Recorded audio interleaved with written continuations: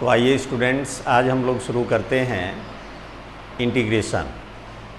अभी हम लोगों ने डिफरेंशिएशन की बेसिक चीज़ें हम लोगों ने सीख ली जिनका यूज इंटीग्रेशन में होगा। अभी जो हम लोग डिफरेंशिएशन और इंटीग्रेशन सीख रहे हैं वो हम लोग उस पार्ट को लेकर के चल रहे हैं जिसका फिजिक्स में मेनली यूज होना है। और वैसे तो डिफरेंशिएशन के और भी मतलब काफ़ी डिटेल में हम लोग जो है मैथ्स में पढ़ाई करेंगे।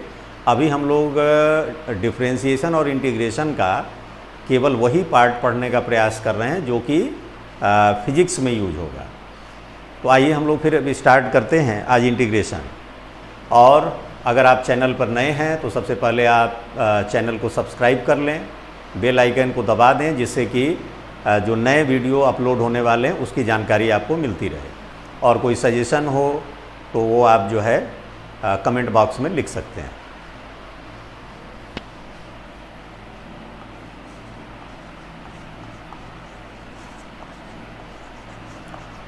इंटीग्रेशन, तो आप सीधा ये याद रखिए कि integration is opposite process of differentiation. अब ये अपोजिट प्रोसेस ऑफ डिफरेंशिएशन, इसका क्या मतलब हुआ? इसका देखिए मतलब ये हो गया कि जैसे अगर आप किसी फंक्शन को डिफरेंशिएट करते हो, सपोज करिए जैसे आपने डिफरेंशिएट किया एक्स स्क्वायर को, तो एक्स स्क्वायर को आपने डिफरेंशिएट किया तो आपको मिला 2x पावर 2 माइनस 1, मतलब इसकी वैल्यू आ गई 2x। तो अगर हम 2x को इंटीग्रेट करेंगे, मतलब इंटीग्रेशन की साइन देखिए ये होती है, ऐसे लिख करके और ये dx लिख दिया। Integration with respect to dx of 2x, integration with respect to dx of 2x, तो ये आपका हो जाएगा एक्स स्क्वायर। अब आप समझ गए होंगे कि डिफरेंशिएशन का अपोजिट प्रोसेस इसको क्यों बोलते हैं, क्योंकि जिस फंक्शन को आपने डिफरेंशिएट किया तो जो वैल्यू हमको मिली, अगर हम उसका इंटीग्रेशन कर दें तो फिर से हमको सेम वही फंक्शन मिल जाएगा जिसका हमने डिफरेंशिएशन किया था। अब यहाँ पर देखिए डिफरेंशिएशन में एक प्रॉब्लम ये आता है कि जैसे अगर मान लीजिए हमने एक्स स्क्वायर को डिफरेंशिएट किया, तो एक्स स्क्वायर को डिफरेंशिएट करने पर डिफरेंशिएशन 2x मिला। अगर हम एक्स स्क्वायर प्लस 2 को अगर डिफरेंशिएट करें तो इसकी वैल्यू क्या मिलेगी? देखिए ये मिलेगी D D x of x square plus D D x of 2। X square का डिफरेंशियल कोफिशिएंट हो गया 2x और 2 का हो गया 0, तो मतलब ये आ गया 2x। अब क्वेश्चन ये हुआ कि भाई जब हमको ये क्वेश्चन दिया जाए कि 2x का इंटीग्रेशन क्या होगा, तो सीधी बात है कि हमने ये देखा कि जब हमने एक्स स्क्वायर को डिफरेंशिएट किया तो भी 2x आया, और एक्स स्क्वायर प्लस 2 को डिफरेंशिएट किया तो भी 2x आया। तो जब हम 2x का इंटीग्रेशन करेंगे तो हम ये लिखें या ये लिखें? तो इस प्रॉब्लम को दूर करने के लिए एक रूल बना दिया गया कि जब भी हम किसी फंक्शन को इंटीग्रेट करेंगे, सपोज करिए जैसे अगर हमने 2x को इंटीग्रेट किया तो हम यहाँ लिखेंगे एक्स स्क्वायर प्लस सी को हम लोग बोलते हैं integral constant. C is called integral constant.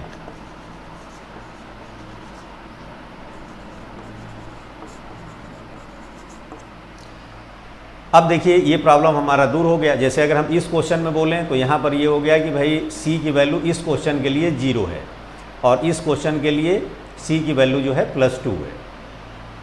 ठीक है, तो इस तरीके से ये प्रॉब्लम जो है दूर हो जाता है। तो मतलब ये रूल बन गया कि जब भी हम किसी फंक्शन को इंटीग्रेट करेंगे तो उसमें हमको एक कांस्टेंट को ऐड कर देना है, और इस कांस्टेंट को हम लोग बोलते हैं इंटीग्रल कांस्टेंट। और ये इंटीग्रेशन का जो पार्ट हम लोग का चल रहा है इसको हम लोग बोलते हैं इनडिफिनिट इंटीग्रेशन। इनडिफिनिट इंटीग्रेशन इसलिए बोलते हैं क्योंकि देखिए जब हमने इसको इंटीग्रेट किया तो एक्स स्क्वायर प्लस सी लिख दिया। अब c का यहाँ पर इनडिफिनिट वैल्यू आप ले सकते हो। आप c की वैल्यू चाहें तो 1 ले सकते हैं, 2 ले सकते हैं, 3 ले सकते हैं, मतलब इस फंक्शन के इनडिफिनिट इंटीग्रल होंगे। तो कहने का मतलब ये हो गया कि हम लोग अभी इंटीग्रेशन के जिस पार्ट पर चल रहे हैं ये हम लोगों का है इनडिफिनिट इंटीग्रेशन। तो अब आप ये पूछेंगे फिर डिफिनिट इंटीग्रेशन क्या होता है? देखिए डिफिनिट इंटीग्रेशन में क्या होगा कि वहाँ पर जो वेरिएबल है उसकी वैल्यू फिक्स कर दी जाएगी कि इसकी वैल्यू कहाँ से कहाँ तक चेंज होनी है। जैसे एग्जाम्पल के तौर पर अगर मान लीजिए हम यहाँ पर ऐसे लिख दें integration of 2x with respect to x from 2 to 3, मतलब ये x की वैल्यू 2 से लेकर के 3 तक चेंज हो रही है। अब आप बताइए कि इसकी वैल्यू क्या होगी, तो इसको अब हम लोग बोलेंगे डेफिनिट इंटीग्रेशन। ये जो अभी हम लोग किए हैं इसको हम लोग बोलते हैं इनडेफिनिट इंटीग्रेशन,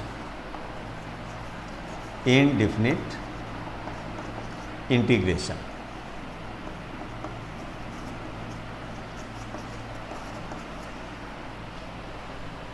और ये जो अब हम लोग बात करने जा रहे हैं ये है definite integration.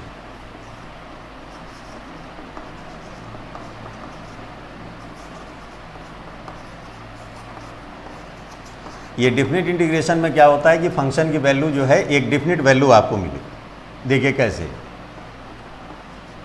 2x dx from 2 to 3। तो सबसे पहले आप देखो कि 2x को x के रिस्पेक्ट में आप इंटीग्रेट करते तो इसकी वैल्यू क्या आती, तो इसकी वैल्यू आती x स्क्वायर प्लस सी। तो आप इसको लिख दें पहले x स्क्वायर प्लस सी। अब x की वैल्यू कहाँ से कहाँ तक चेंज हो रही है, तो x की वैल्यू 2 से लेकर के 3 तक चेंज हो रही है। तो अब आपको क्या करना है, x में ये अपर वाली वैल्यू पुट करनी है, तो ये हो गया 3 स्क्वायर प्लस सी, फिर माइनस, अब ये x की जगह लोअर वाली लिमिट पुट करनी है, तो ये हो गया 2 स्क्वायर प्लस सी। तो ये देखिए आ जाएगा 3 स्क्वायर प्लस सी माइनस 2 स्क्वायर माइनस सी, सी से सी कैंसिल हो गया और ये आ गया 9 माइनस 4 इक्वल टू 5। तो आप देख रहे हो इसकी एक डेफिनिट वैल्यू आ गई, ये कांस्टेंट वैल्यू 5 आ गई, इसीलिए इसको हम लोग क्या बोलते हैं, डेफिनिट इंटीग्रेशन। अब एक चीज़ आप इसमें देख रहे होंगे कि डेफिनिट इंटीग्रेशन में जब हमने ये इंटीग्रल कांस्टेंट को ऐड किया तो ये कांस्टेंट देखिए यहाँ भी था, ये कांस्टेंट यहाँ भी है। तो जब हमने ब्रैकेट ओपन किया तो ये कांस्टेंट कैंसिल हो गया, इंटीग्रल कांस्टेंट कैंसिल हो गया। तो अगर हम इसको यहाँ पर नहीं भी ऐड करते तो भी हमारे रिजल्ट पर कोई इफेक्ट नहीं पड़ता। तो इसीलिए हम लोग जब डेफिनिट इंटीग्रेशन करते हैं तो ये इंटीग्रल कांस्टेंट को ऐड नहीं करते हैं। तो ये रूल आप याद रखिएगा। अब इंटीग्रेशन के फार्मूले हमारे कौन कौन से हैं,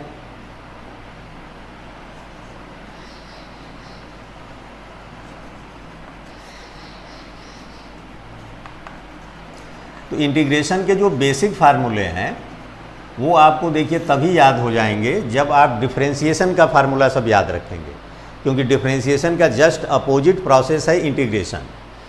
तो अगर मान लीजिए हमको 1 को इंटीग्रेट करना है तो 1 का इंटीग्रेशन क्या होगा, तो आप याद करिए कि किसको हम डिफरेंशिएट करते हैं तो 1 आता है।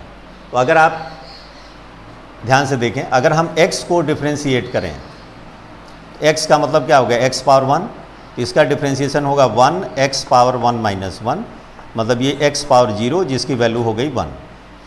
तो x को हमने डिफरेंशिएट किया तो इसकी वैल्यू आई 1, तो 1 को इंटीग्रेट करेंगे तो इसकी वैल्यू क्या आएगी, x आएगी। लेकिन अब अगर ये x प्लस 4 होता है, x प्लस 5 होता है, x माइनस 5 होता तो भी तो आप इसका डिफरेंशिएशन करते तो 1 आता। तो सीधी बात है कि जब हम 1 को इंटीग्रेट करेंगे तो इसकी वैल्यू होगी x प्लस सी। इसी तरह से अगर हम x पावर n को इंटीग्रेट करें तो अब आप ये सोचिए कि भाई हम किसको डिफरेंशिएट करेंगे कि x पावर n आएगा। तो अगर आप ध्यान से देखें तो अगर हम x power n plus 1 upon n plus 1 इसको अगर हम डिफरेंशिएट करें तो आप देखोगे x पावर n आ जाएगा। तो इसका मतलब हो गया कि x पावर n का जो इंटीग्रेशन होगा ये होगा x power n plus 1 upon n plus 1 plus C. फिर है, अगर हम आपसे पूछें कि 1/x का डिफरेंशियल इंटीग्रेशन क्या होगा, तो आप याद करो कि किसको डिफरेंशिएट करते हैं तो 1/x आता है। तो आपको याद आएगा कि भाई अगर हम log x बेस e को डिफरेंशिएट करें, इसके पहले वाले लेक्चर में हमने सब फार्मूले आपको लिखवाए थे, तो log x बेस e को डिफरेंशिएट करने पर 1/x आता है। तो सीधी बात है 1/x को अगर आप इंटीग्रेट करोगे तो ये आपका आ जाएगा log x बेस e। फिर अगर आप जो है log x बेस a को अगर आप इंटीग्रेट करते हो तो इसकी वैल्यू आएगी log x बेस, आपको पहले ये ध्यान रखना है कि इसका हम लोग जो है डिफरेंशिएशन करते हैं तो क्या आता है, d dx of a power x होता है A power X log A base E और D D x of log X base A, इसको हम लोग इंटीग्रेट करते हैं तो 1/x और ये आ जाता है लॉग ई बेस ए, ये आता है। तो log x का जब हमको इंटीग्रेशन करना होता है तो इसके लिए हम लोग अलग मेथड से करते हैं, तो ये आपको अलग से बताया जाएगा। इसके लिए मल्टीप्लिकेशन का फार्मूला होता है इंटीग्रेशन का, उसमें यूज हम लोग करेंगे। फिर अब हम लोग इस पे आते हैं, साइन x को अगर हम इंटीग्रेट करें तो क्या आएगा साइन x को। तो आप याद करो कि किसको हम लोग डिफ्रेंशिएट करते हैं कि साइन x आता है। तो आप याद करो अगर आप cos x को डिफ्रेंशिएट करोगे तो माइनस साइन x आता है, cos x को डिफ्रेंशिएट करने पर माइनस साइन x आता है। तो इसका मतलब हुआ कि साइन x को अगर हम इंटीग्रेट करेंगे तो माइनस cos x आएगा।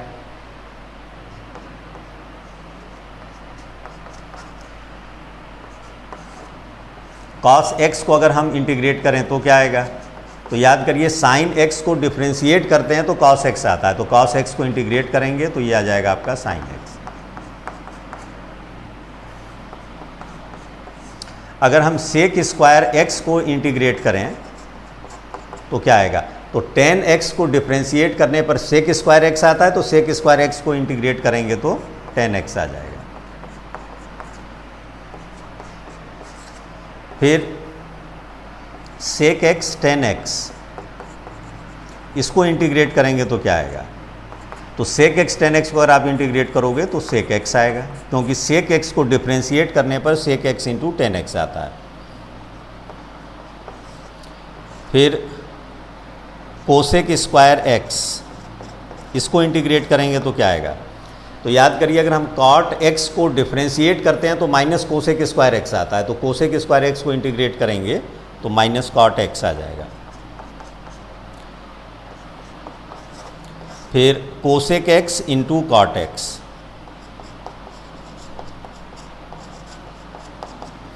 तो याद करिए कोसेक x को डिफ्रेंशिएट करने पर minus cosec x into cot x आता है, तो cosec x into cot x को इंटीग्रेट करेंगे तो यह आ जाएगा माइनस कोसेक x। तो ये आपके इंटीग्रेशन के बेसिक फार्मूले हैं जिसको कि आपको याद रखना है, जो कि फिजिक्स में हमारा यूज होता रहेगा। तो इसका आप स्क्रीनशॉट ले लें, स्क्रीनशॉट ले करके अब हम लोग जो है इंटीग्रेशन के कुछ और फार्मूले देखते हैं जिसका कि हम लोग फिजिक्स में यूज करेंगे।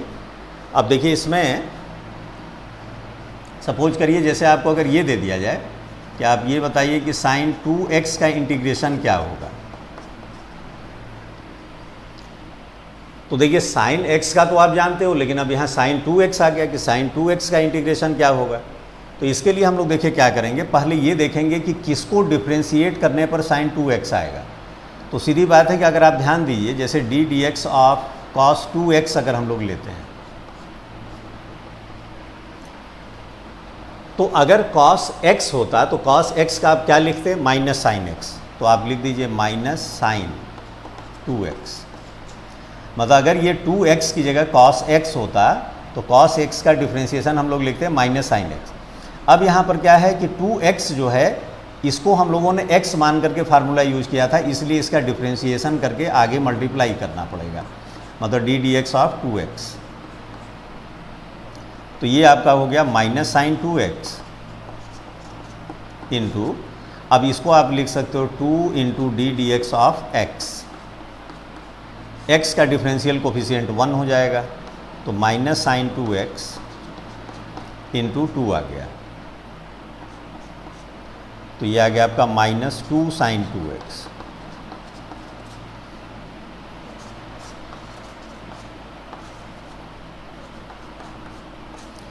तो cos 2x को डिफ्रेंशिएट करने पर आया माइनस 2 साइन 2x। तो इसका मतलब हो गया कि अगर हम साइन 2x को इंटीग्रेट करें तो ये माइनस 2 से उस साइड डिवाइड हो जाएगा, तो ये आ जाएगा आपका minus cos 2x/2 plus c। तो इस तरीके से आपको ये पता चला कि जैसे अगर हमको साइन 2x को इंटीग्रेट करना है तो इसको आप जैसे साइन x का आप क्या लिखते हो माइनस कॉस x, तो माइनस कॉस x लिख दो। अब x का कोफिशिएंट क्या है 2 है तो 2 से डिवाइड कर दो। जैसे एग्जांपल के तौर पे अब आप देखें, अगर हमको cos 2x को इंटीग्रेट करना है तो आप ये सोचिए कि अगर ये cos x होता तो cos x का इंटीग्रेशन क्या होता sin x, तो आपने लिख दिया sin x। अब x का कोफिशिएंट क्या है 2 है, 2 से डिवाइड कर दिया, ऐसे हो गया।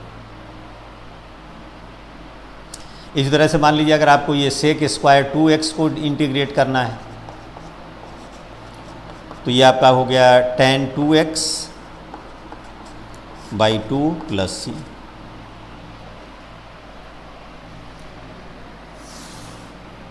अगर आपको d D x of sine a x plus b निकालना हो तो इसका डिफरेंशियल कोफिशिएंट क्या होगा, चाहे प्लस हो चाहे माइनस हो। ध्यान से देखिएगा, अगर ये साइन एक्स होता तो साइन एक्स का आप क्या लिखते, साइन एक्स का आप लिख देते कॉस एक्स, तो ये हो गया cos a x plus minus B. अब आपने x किसको मान लिया, इसको, तो इसका जो है डिफ्रेंशिएशन करके आगे मल्टीप्लाई करना होगा। ये जो मेथड हम लोग यूज कर रहे हैं इसको बोलते हैं चैन रूल। तो ये हो गया आपका, ध्यान से देखिए, तो cos a x plus minus B और ये हो गया a D D x of x plus minus D D x of b। ये आपका आ गया cos a x plus minus B, A x का डिफरेंशियल कोफिशिएंट 1 हो गया प्लस माइनस 0 हो गया, तो ये आ गया a cos a x plus minus b. ये देखिए आ गया आपका d D x of sine a x plus minus b. तो साइन देखिए, अब देखिए डिफरेंशिएशन में क्या होता है, डिफरेंशिएशन में देखिए x का जो कोफिशिएंट यहाँ पर क्या है a है, तो a से देखिए यहाँ मल्टीप्लाई हो गया। और इंटीग्रेशन में क्या होता है कि जो x का कोफिशिएंट है उससे डिवाइड हो जाता है। इसको बस ध्यान से याद रखिए और इसको आप डायरेक्ट अप्लाई कर सकते हैं। जैसे सपोज करिए हमको ये निकालना है d D x of cos a x plus minus b, तो इसका आ जाएगा इंटीग्रेशन, देखिए कॉस का माइनस साइन तो आप लिख दीजिए minus sign a x plus minus B. अब x का कोफिशिएंट क्या है a है तो a से डिवाइड कर दीजिए, सॉरी डिफरेंशिएशन है तो a से यहाँ पर मल्टीप्लाई होगा, इंटीग्रेशन में डिवाइड होगा। अब इसी तरह से अगर मान लीजिए d D x of tan a x plus minus b होता है तो इसका देखिए आ जाता है x का कोफिशिएंट a है तो a बाहर ले लीजिए और ये हो गया सेक स्क्वायर ए एक्स प्लस माइनस। अब इसी का अपोजिट इंटीग्रेशन अगर हम करें तो देखिए क्या आएगा, अगर हमको मान लीजिए cos a x plus minus B, इसको अगर इंटीग्रेट करना हो x के रिस्पेक्ट में तो देखिए आ जाएगा साइन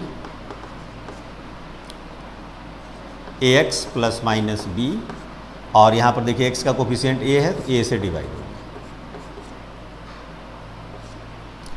इस तरह से अगर मान लीजिए आपको sign a x plus minus B है,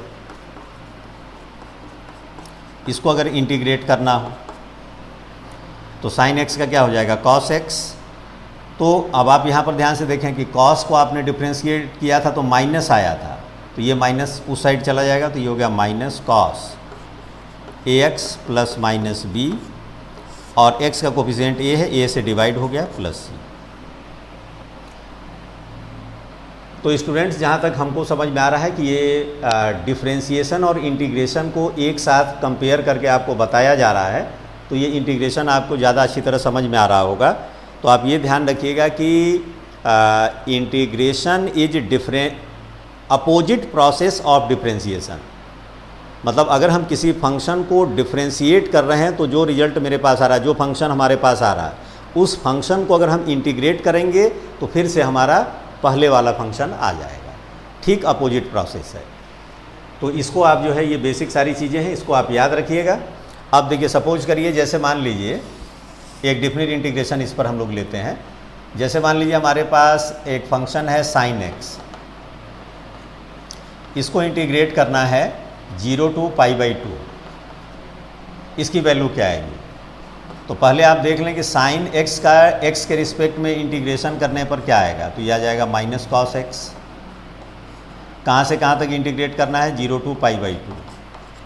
तो अब इसमें रूल क्या है, एक्स की पहले वैल्यू पहले अपर वाली लिमिट पुट करिए, तो ये हो गया माइनस कॉस π/2, फिर माइनस, फिर एक्स की वैल्यू लोअर वाली लिमिट पुट करिए तो माइनस कॉस 0। तो कॉस π/2 की वैल्यू आप जानते हो 0 होता है, और ये माइनस माइनस हो गया प्लस, और कॉस 0 की वैल्यू हो गई 1, तो ये आ गया 1। सपोज करिए जैसे हमको e पावर x इसको डिफ्रेंशिएट करना है, कहाँ से कहाँ तक, 1 से लेकर के लिमिट है 2 तक, मतलब x की वैल्यू 1 से लेकर के 2 तक चेंज हो रही है। तो e पावर x का इंटीग्रेशन क्या होगा, e पावर x, क्योंकि e पावर x को डिफ्रेंशिएट करते हैं तो e पावर x ही आता है, तो e पावर x को इंटीग्रेट करेंगे तो भी e पावर x आएगा। लिमिट हो गई 1 से लेकर के 2 तक, x की वैल्यू 2 पुट किया तो e², फिर x की वैल्यू 1 पुट किया, e पावर 1, ये देखिए हो गया। तो इसका स्क्रीनशॉट ले करके और इसको नोट कर लीजिए, और ये पूरा जो है आप याद कर लें, क्योंकि ये फिजिक्स में यूज होगा। तो इसको नोट करने के बाद, और देखिए मैथ्स प्रैक्टिस मांगता है, तो जितना आपको बताया जा रहा है उस तरह के क्वेश्चन की आप बार बार प्रैक्टिस करेंगे तभी आपको वो याद होगा। तो इस चीज़ को ध्यान रखिए, और जिस तरह से आप डेली सुबह नाश्ता, दोपहर में खाना, फिर रात में खाना खाते हैं, उसी तरह से मैथ्स को अपने ज़िंदगी में आप जो है, जब तक आप पढ़ाई कर रहे हो, जब तक आपके सब्जेक्ट में फिजिक्स है तब और मैथ है, तब तक आप मैथ की प्रैक्टिस जब मौका मिले तब करिए, तभी आपका मैथ्स स्ट्रांग होगा और तभी आप मैथ के मास्टर बन पाएंगे।